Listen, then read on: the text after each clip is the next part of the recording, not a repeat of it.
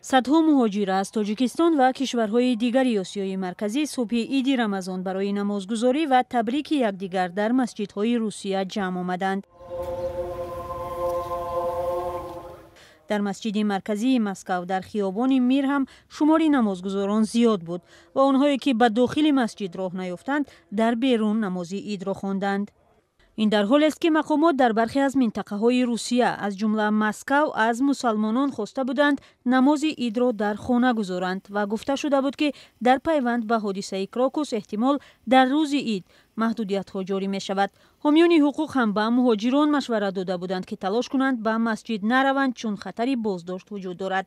اما برخی از آنهایی که در روز عید در مسجد جمع آمده بودند میگویند حجت و سندهایشان درست بود و مشکلی پیش نآمد. در مسکوسکی область город Серпухов مردم نماز خوند یگان خیلی проверка محدودیت‌ها یگان خیلی چیزا نیست. رنگ هر سال نماز خوندیم.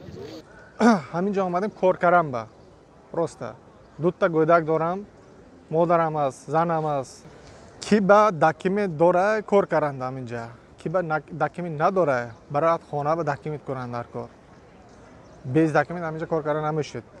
من یک سال شده همینجا پاتین دارم پاتین کات کار میکنم بیس پاتین کار کردن نمیشد.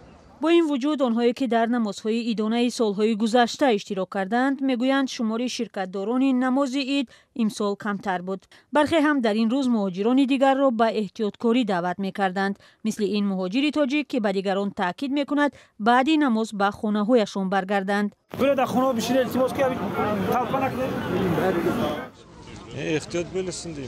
احتیاط شوند. در این شرایط حجت درست است یا نه اهمیت ندارد. بازداشت کرده میبرند. گروه از مهاجران هم برای نماز عید در بیرون از مسجد در مکانهای دیگر جمع آمدند. این نوار از شهر دیدوفسکای ولایت مسکو است. مهاجران در تالار ورزشی نماز گذاشتند. خبرگزاری تاس میگوید مفتی مسلمانان روسیه رویل غین‌الدین با خطاب به نمازگزاران حمله به کراکوس سیتی هال را محکوم کرده است و از والدان طلب نموده است که از حال و احوال فرزندان خود آگاه باشند تا که به دست ایدئولوژهای خطرناک نیفتند. حمله در کراکوس که سبب کشته و زخمی شدن صدها نفر شد وضع بین هم ناخوبی مهاجران تاجیک را در روسیه بدتر کرد. در چند هفته اخیر با زیاد شدن رید و فشار و بازداشت و رانده شدن به ویژه زاده‌های تاجیکستان اکثر مهاجران میگفتند با ترس به کار و خیابان میبرایند.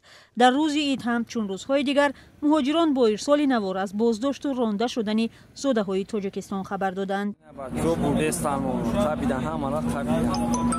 می‌رستم